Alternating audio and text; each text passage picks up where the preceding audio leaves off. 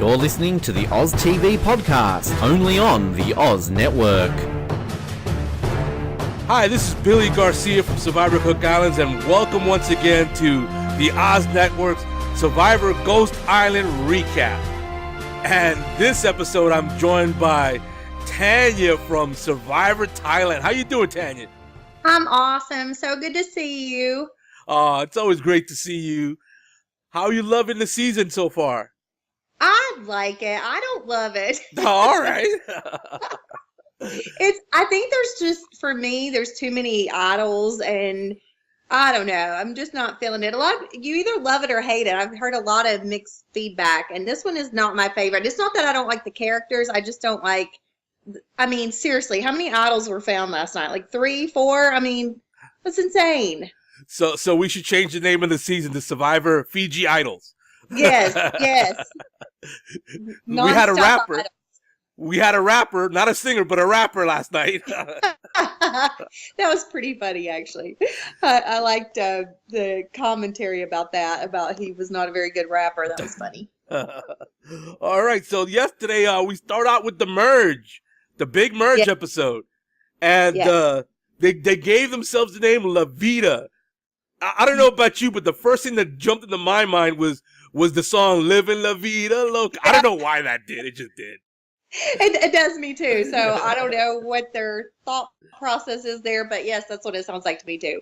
Yeah, I think they took the 2 of the tribe names and blend them. They left out Malolo because that one is cursed. And, yeah. They burnt their flag. It was so cursed. Yes, that's true. Yeah. So when they sat down to do their big banquet, they each grabbed their buffs, and I guess it was kind of random because one of the buffs had a secret message in it, and our resident rapper Chris was the one who found it.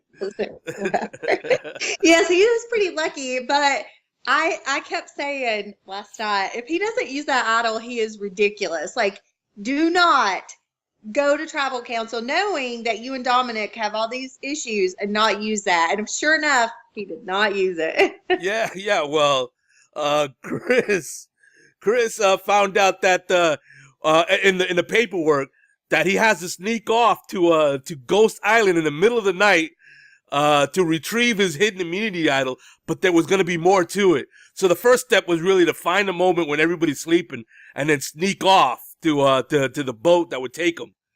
Yeah, like, do you think that would have happened on your season? I'm just curious because I was thinking there's no way they would not have heard me get up and get on a boat. Like, I don't know. I thought that was crazy. Like, the fact that he was willing to do that and then not use it drives me even more crazy. But I just can't imagine my teammates not seeing me get on a boat. Well, in my season, I think my entire tribe would have been like, hey, it's all of a sudden sounding kind of quiet here. Wait a minute, Billy's not snoring. Where's Billy? Yeah, I mean, like, we all slept in that cave together. So when you got up, like, you were kind of on top of each other. So I don't think they would have not woken, like, at least one of them, would have noticed that I had gotten up. So it was kind of weird that they didn't hear all that. And, like, you could see the boats when the production would come and go back and forth. So I don't see how they missed that. So I don't know. Yeah. With me, it would have been like, okay, let's, for the sake of argument, say that Chris is super light on his feet and not a single branch snapped as he was walking towards the boat. But then the boat, like, what does it have? Like the special muffler to it or something that it was so quiet? And lights, like, they have lights because it's dark. And 2, I wondered, like, did he just stay up all night waiting for them, like, in a certain spot? Or did they come and, like, tap him on the shoulder? Like, how did that happen? Like, they should have showed that. Yeah, it would have been interesting. I would have loved to have seen him, like, crawling on the sand, like Mission Impossible music going on in the background. Dun, dun, dun, dun, Exactly. Like, yeah, it was really weird. Because he's a big guy, too. So, like, you would think somebody would have heard that. Or maybe he just slept by himself somewhere, like, and they didn't think anything about it. I don't know. It's weird. Yeah. I mean, if he's the type of person that has a regular habit of going off to the number 1 or number 2 in the middle of the night, they might have just left it at that. But like you said, none of that was really illustrated in the edit. Yeah. So he gets to Ghost Island, and he gets the JT hidden immunity idol, but with a catch to it. Yeah. It was only good for one tribal, but he could play a game and earn more power to the idol. And so it was basically 50-50. He would have to pick, open up one of these, I don't even know what you call it, bamboos. Bamboo. And it would either tell him that he won one more tribal where it's good, or that he would lose his vote. Right. In that situation, what would you have done? I kept thinking that because he was kind of in the hot seat. So I would have been fearful of losing. First of all, I felt like he should have known he was in danger and that really that one vote is all he needed. You know what I mean? Like he needed immunity at that tribal council, not a future one. So I probably would have kept my vote and taken the immunity for that night because I knew that me and Dominick, we didn't like each other, and therefore he's gunning for me and I'm gunning for him. So I don't know if he's just that confident, or which clearly he's pretty confident. Yeah. But I mean, I feel like surely he would have known that, hey, let me just go ahead and take the safe thing and go with it. But that's what I would have done. See, for me, it wouldn't have been so much playing it safe as it would have been everybody on the tribe knows that the next tribal is a showdown between me and my biggest rival. Yep. So all his votes was going to go towards me, and all of my votes were going to go towards him. So A, I would need every one of my votes. And B, Chris was already saying Dom has an idol. He has an idol. So I would just assume he's going to play it. And so I would want one to play as well. So, yeah. That was my whole thought process is, that even though the one he showed him was fake, he still thought he really had an idol, which he did. Yep. That you would just play it safe. Like, okay, well, if we're the biggest rivals and I know that he could even cast one vote against me, I don't want that. Like, I don't even want to risk getting voted out. So, yeah, I didn't understand that, but. Yep. So he played. Maybe it's first. Yeah. So he played, and he got what I believe was a detriment to him. It didn't benefit him. He won one extra tribal, which I think is what led to his greed later on. And then on the next try, he lost his vote. Yep. So his idol was now good for 2 tribals, but he lost his vote at the next tribal. Yep. So he comes back, and just what we were saying, it was Chris versus Dom, or as they categorized it, idiot versus loser. Yeah, and interestingly enough, we had in the middle of all this brouhaha, I don't even know what to call it. We had Angela with her own ideas of, hey, let's vote out Libby. Like, I know, and it's funny how much of a threat Libby is, because each week here lately they've been saying what a threat she is, and I actually am rooting for her. I like her a lot. It's that little southernness. So I like her, but I kept thinking, how would she come across so threatening to people that they would choose her over these 2 guys that are full of egos, that are stronger, and have all these opportunities to advance further in the game? Like, why not take Libby out later? So I was kind of unsure of where she's getting her bad rap from. Like, people are that threatened by her. Yeah. It's it's kind of funny with Survivor how they'll latch on to something small and just blow it completely out of proportion and make this big deal, this big weight in the game over something that's really kind of tiny. She basically chose sides. She had 2 sides in one tribal to choose from, and she picked a side. Yeah, and to me that wasn't even a big deal at all. And I don't know. It's crazy to me how they've latched onto her, like, because she's very likable. It's not like she's rude at camp or says crazy stuff. So you'd think that, like, even though that annoyed them and they were going to get her later, that it wouldn't be like that big of a bullet, like a target at that point to go after. So yeah, I think they have in their mindset that she's like the next Poverty, and and it's just totally in their heads and not in the actual reality. Yeah, I agree. So having said all that, we get to our immunity challenge. Yes. Which is the old hold the statue on a stick challenge while standing on a I don't know what you call it, a beam, a balance beam. Yeah, like a beam. Yeah. Yep. So they had little sections where the beam gets narrower as the game progresses, and we didn't really get to see much of that play out because the win just picked up out of nowhere. I know. It was like not even a real challenge because I felt like the wind was the challenge. Like that was your competition. It was like who got lucky enough to not have their idol blown off, you know? It was kind of crazy. Yep. And what I was glad to see was that neither Dom nor Chris won immunity because that totally would have wrecked the episode, in my opinion.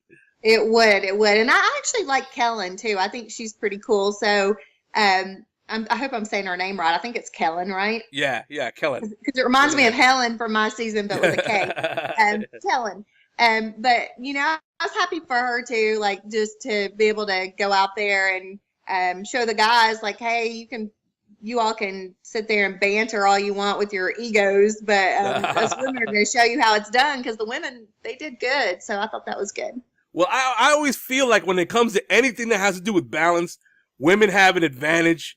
Like, you put men on heels and it's like we fall. So it's guaranteed we can't do that. So I feel like it's Ty. Ty's freaking awesome at that. Yeah, that's Ty true. and Ozzy, like I could see girls doing good, but like Ty and Ozzy were awesome. Well, Ozzy's like half chimpanzee or something. I know. Yeah, he's definitely something. Yeah. Yeah. He can climb a tree like a monkey and swim like a dolphin. So yeah, crazy. He's got those Mowgli skills. Yeah, he does. He definitely does. So like you mentioned, Kellen won, which I like because she was kind of out of the way. Yeah. So it kind of took the immunity, the individual immunity necklace out of play, really, to where it was not a factor in what would happen next. And so then was the threat. The big threat was idol mania because Wendell put it out there to a couple of people that he had an idol also. Yeah. Yeah. So he had an idol. I like Wendell. I do like Wendell. I like his attitude and stuff. But and I kind of thought it was funny that he just exposed the whole thing. He didn't care. He's like, here's how it is. This is what's going on. And you know, and I hated how Dominick is it Dominick? Dominick. I hated how he kept calling Probst or Jeffrey. I was like he called him Jeffrey a couple times and it was like I would cringe when he would do that. I was like, why is he calling him Jeffrey? But their confidence is pretty blatant, you know, that they're very confident and they didn't care. At least him and Dominick, what you see is what you get. You know, Wendell and him, he just kind of puts it out there and they're like, all right, here's what happened. This is what our thought process is. And, you know, there you go. Yeah, what I love about this cast is that they're all involved. It isn't a case where we have people trying to watch what they say, not hurt their careers outside the show, or play under the radar, not say too much, and just try to make it to the end and hope that there's a bit of jury. Like everybody's involved, and that's what I like. I agree. Yeah, that means there's gonna be some villainy here and there. You know, and the people are gonna get slammed in the edit. It's just, but so be it. You know, I got slammed in the edit and I didn't die. Yeah, exactly. So we had this threat of everybody playing their idol a la Sari back in the day, or a couple of survivors ago, where Sari got eliminated because she was the only one without an idol, basically. Yeah, that was crazy. Yeah. So that was a threat of happening, but to my surprise, in spite of everything that was said, Wendell did not play his idol. That was shocking too. I mean, I sat here on the couch screaming at them, like, why would you not? I mean, I guess Wendell maybe just felt like it was between Dominick and maybe he heard Libby's name, but still, like, if you're not sure, like, I mean, you played, you know, like, you're scared even if you don't think it's you, you know, like, you have that doubt. Like, you'd be stupid to not think that they could be considering you ever, you know, like, it just blows my mind that you would have that and be in the position that Wendell and Dominick, especially with Jeff Probst bringing it up at Tribal, like how big of a rivalry and, you know, how people were pissed off about, you know, different things, like, you know, they felt betrayed by some votes and stuff. Right. The fact that, I mean, it didn't even look like he really considered it. Yeah. Well, he definitely didn't pull the trigger. No. And then Chris, of all people, he should have jumped out of his seat to play his idol. Yes. Yes. And then Crazy. and then that one, it was only good for one more tribal, and I guess he got greedy. Yeah, that's what I think too. I think he thought that, hey, they're going to do what I say because I'm the leader here. I think he really thought that they were going to follow what he said, and then next vote he could worry about himself. But I mean, you know, he's a model. He probably got recruited and has never even watched the show. Like, he probably had no clue. Yeah. So, and then the other surprise was that technically Dominick did not play his idol. He played the legacy instead. I know. Well, which was smart. Like, that was smart of him. I thought that, you know, I don't know. I felt like that was a good move by him. Yeah, because the idol is good at any tribal, whereas the legacy is only good at two particular titles. 13 and 6 maybe or something like that. Yeah, something like that, yeah. So yeah, out of all the non-idol plays, his was the best one. Yeah, I thought so too. Like, that was smart. Like, get rid of it, but don't take the chance of getting down to the final 6. Like, he didn't get greedy with it. You know, he was like, all right, I go ahead and use this one because it's a sure thing that I'm safe. And no, I thought that was smart on his behalf. I agree. So during the voting, we had two particular moments. One was Dominick really loud say, Chris Noble, and then he says his thing really loud, which is hilarious. It was hilarious, actually. Hilarious.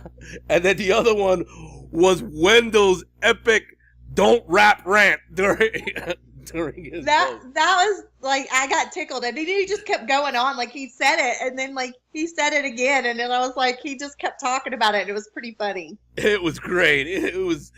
And you know the instructions that we get as players. They tell us to keep it short because if it's too long, they're not going to use it. Yeah. And I mean, I remember when I went, I didn't want people to hear who I was voting for and stuff. Like, I didn't want them to hear me because they would know that I targeted them. So I was trying to hide it, you know? So for me, it was funny because, you know, I'm like, okay, you're a nice person, but I'm going to have to vote you out. Like, I didn't want them to know who I was voting for. So they didn't care. That was hilarious. They were just like, hey, Dominick, you're gone. It was great. Yeah. So Chris basically goes out just like JT did twice with an idol in his pocket. So the curse was not lifted. No. Maybe it's something about that cute Southern boy or something. Well, I don't know if he's Southern, but maybe there's just something to it. Like, you get these cute boys that get too confident or something. I don't know. Or maybe they just like that idol in their pocket. I don't know. Yeah. Are you happy to see me, or is that an idol in your pocket? Maybe they're using that for their dating game on the side. Like, they hold on to this. Oh, wow. So all right. We're going to rate this before we get into any questions and games here. So all right. We're going to buy it, rent it, or bin it. What do you think? I'm going to say I would rent it. Okay. I'm going to say I'm going to buy it, but I'm going to buy it because we finally got the head-to-head of Dominick versus Chris, which has been teased all season. And True. And the way that it played out, it didn't fizzle out. Yeah. It actually came to a head. I could see your point. I might buy it because it was funny. That tribal council did make me crack up. Like, when they were, like, it was pretty. The only reason I would say rent it is because I get over all the idols. Like, they frustrate me that they have so many. And then, like, when players go home and don't use their idol, I get mad, and then they get voted out. I'm like, think about it. We didn't have idols when I was on there. How lucky are you that you have a freaking idol and you're not going to use it? You know, like, save yourself. So you're right. I mean, I probably would maybe buy it because it was a good one. It did make me laugh. All right. So we're going to get to some listener questions here. There's quite a few, so I'm going to see if I could run through these here. Okay. Take my glasses off. All right, so Miranda, she asked, what is the one challenge you most wish you could have competed on during your season, or any season for that matter, of Survivor? That's a good one. You know what? I love Survivor Africa. So this is old school. Okay. But they had one that was like this crazy challenge that I don't even know if I could do it, but do you remember when they had that big giant tumbleweed? They had to like roll down a hill and do all this stuff. That's one of my favorite Survivor challenges. So if I'm going to go big. I'm going to go for that one because I feel like that's one of the hardest challenges I've ever seen. So I would say that one. All right, that's a good one. I actually missed remember the one where they would put you inside the big ball? And yeah, that's the one I kind of wish that they had on my season. Too. Well, on my season, I wish I could have done the one where, like, they went out on the water, like on the boards on the water, and then like two people had to like wrestle each other for, I can't remember if it was for a ball or what, but I would have loved to have thrown those girls around. That would have been fun. So that would have been fun too. That's cool. That's cool. Yeah. All right. So Sasha Peter-Smith does this game she wants you to play. It's called Kiss, Slap, Hug the following players. Those are your choices. Okay. Kiss, slap, or hug. Slap or hug. Okay. All right. So these are from all-time seasons and some from your season. Okay. Sheehan. Kiss. Aww. All right. Penny. Kiss. I love those girls. Gandia. Kiss. Oh, all right. So here we go. How about some players from this season? Laurel. Okay. I'd hug her. All right. Donathan. I like him a lot. I mean, he might get a kiss because he's hilarious. Aww. Chris from this season. Slap. We got one in. We got a slap in. All right. So, Mitch asks, the biggest diva around camp on your tribe, who was it? And who was the most annoying, if it was somebody else? The most annoying? Like diva or annoying? Because there's a difference. Yeah. So he's asking both. Who's the biggest diva and who's the most annoying? Well, Gandhi called herself the Denver Diva, so we got to call her the biggest diva, and she had the most drama for sure. But like as far as like annoying, it probably would have been Ted, because Ted, if you went to a challenge and you were doing really good and you would get excited and you'd be like clapping and cheering for each other, he'd be like, "Quit clapping, it's not over yet." I mean, he would just be really tough on us. And I get his competitive nature is different than some other people, but like I'm a cheerer, so I'm going to cheer for you and be like, "Hey, you can do it. Hey, watch out for this," or But he does not like that. He wanted just kind of like silence, which is just a different style preference. But But yeah, that was annoying. Yeah, you know what, man? I'd have been like, "Hey, Ted, earmuffs. Go! Yeah, just put your earmuffs on, dude. We're cheering." Yeah, so it's nothing major, but still, that used to get on my nerves. I'd be like, "God, quit yelling at me." Fair enough. All right, Melinda Shorty. I love that name. Melinda Shorty. Who from your season do you want to, or do you stay in touch with? Who from your season do you stay in touch with? Well, probably Brian, one of the most frequent. He comes to Give Kids the World, as you know, and then Penny did last year. I talked to Cheyenne and Helen on Facebook, and John, Gandia. Like I talked to a bunch of them. Jed. Those are probably the most frequent, but I actually probably talk to people like Nalia the most, like Nalia or Johnny Fairplay, because he lives sort of close to me. Big Tom, I talked to him today. So people like that I probably talk to more than even people on my season. Yeah, from your season, you and Ken Stafford are the ones that I talk to the most. Is he okay? I have not. He like got off Facebook, and I can't. I've texted him and he hasn't responded. So check on him. I'm worried about him actually. Oh, okay. I'll text him today then. Yeah, please do. All right. So Louisa wants to know, Tanya, if you played again, do you think you have an advantage from being so far in the early days of the show?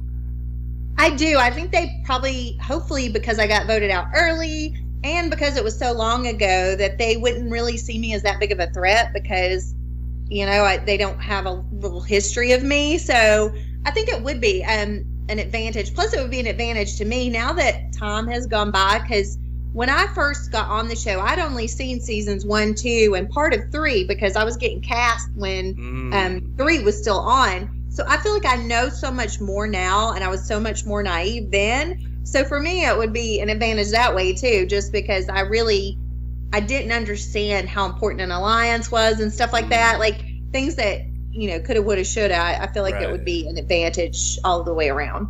Yeah, for me, my game was not suited for that era of Survivor. My game was way more suited for today's era, where people want to make alliances like 5 minutes after you arrive. Back then, it's like, oh, what the hell are you doing? We just got here. Yeah, exactly. So, yeah, it's a different game now. Yeah, for sure. All right, so Craig Lowe basically is asking something that we were just talking about a moment ago. Is JT just a curse? Is Idol just continues a curse thread for the third time? Is he cursed? I don't know. I do love JT. I mean, he won, right? So yeah, how cursed could he be? Clearly, he's not that cursed. He had a bad break, but the fact that he even got to play the game again is a win-win for anybody that gets to go 2 or 3 times. So, no, he's not cursed. He's awesome. yeah. I think even though his idol may come off as cursed, just the fact that we're talking about him says he's the opposite of cursed, that he's blessed. Exactly. So, yes. All right. And Granny Survivor, she has a long soliloquy here, so I'm going to read it to you. Love it. Okay. Hello, dears. What a great merge episode. I can't wait to see how everything unfolds. Question for Tanya. Or it should be questions. All right. if you were on Second Chances, who would you align with? That's question number 1. Okay. Like, who was on Second Chances? Because I get them all mixed up. Like, I think she just means if like we were, like if we had like a all pre-jury type Survivor or whatever. Okay, if I could pick like old school players, who would I align with? Yeah, anybody who you think would make the season. Nalia, me and her are good friends, and John Carroll. I love Gina. Sarah Jones. There's a bunch that I love. That Tawana, Dara. They're all buds. I love the old school peeps. If Big Tom and I were out there, we would definitely merge. Obviously, me and you, Billy. I mean, there's several that I, get along with really well that I would try to sneak in. A lot of my peeps that I hang out with. So, just a little quick love and prayers to Gina and Sarah, since we mentioned the both. Yes. And her second question is, was there a pre-jury trip on your season? Yes, we went all around Thailand. We went bungee jumping, kayaking, elephant trekking. We had something fun we did every day, so it was awesome. So you got to ride an elephant then? Yes, in Thailand. We bungee jumped. We went kayaking. We went cave exploring. We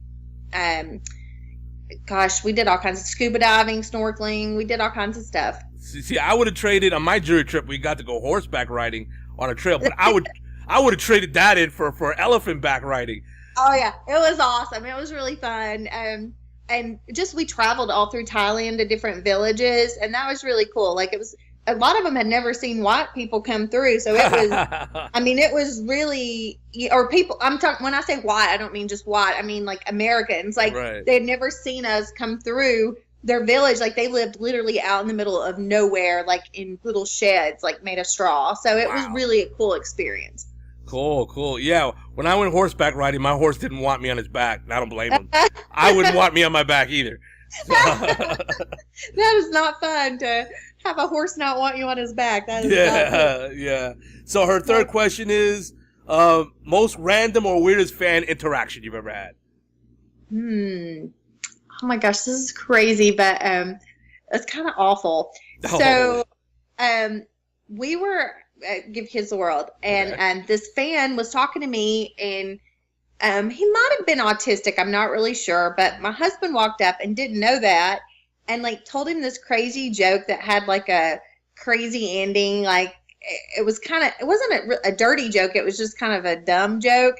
And the fan got so offended, he was just like, I don't even know what to say, and just like walked off, and I felt so bad. I was like, Todd. So that, I mean, it hurt my feelings that we offended him. So, but he was fine. Later, he like did something really funny that was very offensive to us. So we were like, that was just random. But yeah, that was really weird. The weirdest for me, and it was a short interaction, but it was super weird. Yeah. I was at an Amazing Race after party, actually. It wasn't the Survivor one. And Yeah. some fan, like I was in the middle of a conversation. I was still very new to the whole thing. This was still, my season was still playing out, I believe. Okay. And a fan literally gave me a big hug from behind and a big wet kiss in the back of my neck. Yeah, and I was expecting to see like, I don't know, like one of us, like a fair player or something, because we're all kind of wild. I turn around and I see a fan, and I have a shocked look on my face, and she goes, "My name is Candace too." Now that part is funny. Yeah. Oh, that's so funny. She loved you. Yeah, well. That's Well, hysterical. yeah, it was weird, and I tried to do like a yeah, it was weird. Well, we've all had like some other fans that have done some weird things, like send us stuff to autograph that we're supposed to for charity that weren't. We've had some weird stuff like that that's happened too, but like in person, I felt really bad about that guy. I felt bad that my husband offended him. All right, so we've got our trivia, which has been ongoing throughout the season here. It's 5 questions. They're true or false. Right now, Matt Bischoff is in the lead with a 4-1 record. Okay. Tied at 3-2 is both Brian Corrigan and Figgy. Okay. And bringing up the rear at 2-3 is Sharia. Oh gosh. Okay. And our executive producer, Ben Watersworth, played along, but he's under protest because let's just say his record didn't turn out the way he thought it would. Mine may not be good either. Me and Ben are buds, so mine may not be good either. All right. So first one up. Remember, these are true or false. Okay. First one up. Danny Boatwright, the winner of Guatemala, was cut from the season close to the final casting of Heroes vs. Villain.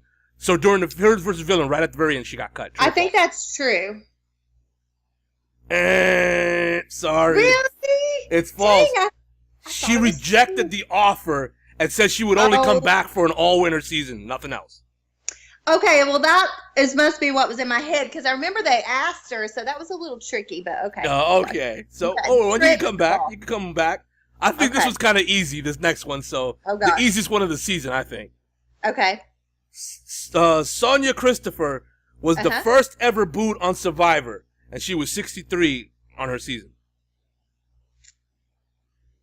Oh, gosh, I don't know how old she was, but I'm going to say true. It's true. Okay. I couldn't remember how old she was, so I knew she was the first boot. I know Sonia, so I was like, okay, but I don't know how old she was, so okay, good. So, you're 1-1. See, you're making a comeback here. You're not going to be shut out. That's the important thing. That's good. That's good. So, Sandra claims she would go topless if it would get her further in the game. She claimed that once. True or false? False. Yeah, that was actually Sugar. Yeah, I was going to say, I don't think Sandra would ever say that. I know Sandra, and I don't think she would do that. Yeah, for sure. All right, so you're 2-1. The worst you could do is tied for second place now. Okay, good. All right, so question number 4 here. Ozzy considered applying for Big Brother. True or false? I mean, I can see him on there, but whether he applied, I'll go with true, because he would be good at it. False. Yeah, Ozzy, Mr. Swim like a dolphin, climb the tree like a monkey. He wouldn't be able to use any of that anyways on Big Brother, so I don't blame him for never going for it. He could probably win it, though, if he did it. Yeah, he's very likable. Yeah. I give him that. So you're 2-2. Oh, you're 2-2. You could take sole possession of second place by getting this one right. Okay. Or tie for second place, I'm sorry. Okay, that's okay. Here we go. Sandra is the first female contestant to play a hidden immunity idol during a season and go on to win. Gosh. I'm going to say false. Oh, it's true. That was her second win. Her second win, yeah. I wouldn't think she would be the first one. I was trying to think of what season they started. Was it Pearl Islands that started? It was the one with Ryan. No, the very first hidden immunity idol was found by Judd in Guatemala. And remember, he lied. He was claiming that the clue said it was on the ground, and then he got caught looking up in a tree. Mm-hmm. So, I could not remember. Okay, well, I sucked at that. Well, yeah, and my season was the first one where it was actually hidden, like an exile island, and it was a bigger deal. Okay, I do remember your season had it. I was trying to think of whose was the very first one that had it. So it was Guatemala then? Yeah, it began in Guatemala. Okay. Well, boo. Yeah, well, 2 and 3 though, you're with Sharia in third place. There you go. That's all right. If I'm gonna be with somebody, Sharia is a good person to be with. That's cool. For sure. And Ben is still by himself at the bottom, so he's protesting. Poor Ben. Funny. Too funny. Well, thank you so much for being on. Thank you. Yes, I appreciate it. And tell Ben I said hi. I hadn't seen him since he came to visit me. So. Oh, all right. I definitely will tell him, pass that along. And right. I can't wait. I'm going to be in Cincinnati. I don't know if you decided yet if you're going to be in Cincinnati. Well, it's not really. It's kind of my work stuff. Like, so we just got, in fact, remember I told you I had a conference call today? Right. And, like, they're letting us know, like, I was afraid they were going to tell us we were having layoffs, but they're making us train on new products. And so we have to reserve 2 weeks in June to just wait to see when we go to train. So it's that. And plus, like, a lot of times we have quarterly meetings and they're always in June. So I just always have to try to see when that's falling on. So even if I said yes, if they like add that date, then I can't come. And then I feel bad because I've said yes. So I hate it because I'm always like, Tasha, I don't know. If she changed the month, I could come. But like, it's just, but I am going to try. Like if I can drive down that weekend, I'm going to. So. Okay. I'm definitely going. That's going to be probably my only event this season. Oh, boo. Oh, yeah. I used to go to all of them. I know. But now I got to be big boy and do the responsible thing. Listen, I understand completely. Like Give Kids the World is like one that I've gone to every single year, so I just love it, like the whole charity concept. But like what Tasha does too, I love because I sell diabetes drugs, so we always raise money on the side. In fact, this weekend I have to go to the NASCAR event here. That's nice. Our company sponsors a type 1 diabetic NASCAR driver, Ryan Reed, so like to host him and stuff. So it'll be fun, but yeah. So she has a great cause too. Diabetes is really important. Like I say, every day I deal with it because I sell diabetes drugs. So nice. I hope your driver wins. Yeah. He actually I went to Daytona a couple years ago and he won that one. And, so he's won 2 there. So yeah, so he's pretty good. So he's a young kid. He's a good kid. All right. Well, I probably shouldn't call him a kid since he's in his 20s, but I think he's like 21 or something like that. So he's a kid. He's a kid. I know, like he's so young. All right. Well, thank you so much, Tanya, for joining us. Thanks, Billy. And thank all of you for joining us on the Survivor Ghost Island recap. See ya. Thank you for listening to the Oz Network. Don't forget to subscribe to get new episodes delivered to your speakers every week. For more information, hit us up at theoznetwork.net.